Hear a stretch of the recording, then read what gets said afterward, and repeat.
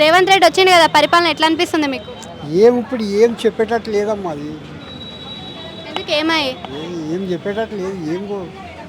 అంతా వాళ్ళ రాజకీయ నాయకులు వాళ్ళే కొట్లాడుకుంటారు, రాజులే కొట్లాడుకుంటారు. మేమేం చేయగలుగుతాం చెప్పండి. అంటే ఫ్రీ బస్ ఇచ్చిండు, 500 రూపాయల గ్యాస్ ఇస్తుండు, ఫ్రీ కరెంట్ ఇస్తుండు, ఉచిత బియ్యం అంటే సన్న బియ్యం 3 నెలలే కలిపి ఒకటేసారి ఇస్తుండు. ఇవంతా మంచి పథకాలే కదా అంకుల్?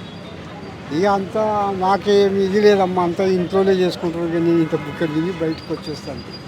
అంటే ఇంతకు ముందు కూడా మీరు పరిపాలన చూసినారు కానీ ఇప్పుడు అయిపోయింది, నా సర్వీస్ అయిపోయింది. నేను గమ్మున ఉంటున్నాను. పెన్షన్ వస్తుందా మీకు?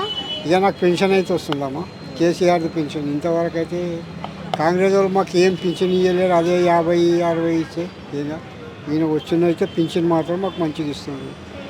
అంటే రేవంత్ రెడ్డికి ఇప్పుడు కేసీఆర్కి తేడా అంటే ఏం చెప్తారు అంకుల్? ఏం చెప్పాలమ్మా, వాళ్ళంతా ఒక్కటే ఉంటారమ్మా. మేము ఏం చెప్పగలుగుతాము? మేము చెప్పలేము అది. అంటే ఆయన ఉన్నప్పుడు పెన్షన్లు 2000 దాకా ఇచ్చిండు, అట్లనే డబుల్ బెడ్రూమ్ 4000 ఇస్తానాడు, ఇంతవరకు లేదు. ఎవరు? రేవంత్ రెడ్డి. అసలు ఇవ్వగలుగుతాడు అంటారా? మరి రాష్ట్రంలో డబ్బులు లేవు. ఆయన ఎక్కడి నుంచి ఇస్తాడు? ఏం బడ్జెట్ ఉన్నదని ఇస్తాడు? ఏం బడ్జెట్ ఉన్నదని ఇస్తాడు? అంటే అప్పులు తీసుకొద్దామంటే అందరు దొంగ లెక్క చూస్తారు. ఆల్రెడీ ఇంతకు ముందు అప్పులు తెచ్చిండ్రు అంటుండు, మరి ఏం చెప్తారు దాన్ని? చేస్తారంటే అప్పులు అంటే చేస్తారమ్మా. రాజకీయం ఇక జనాలు ఆయన అనుకున్నప్పుడు చేయకపోతే ఏం చేస్తాడు? అప్పులు చేయకపోతే ఆయన కూడా ఒక తండ్రి లెక్కనే కదా.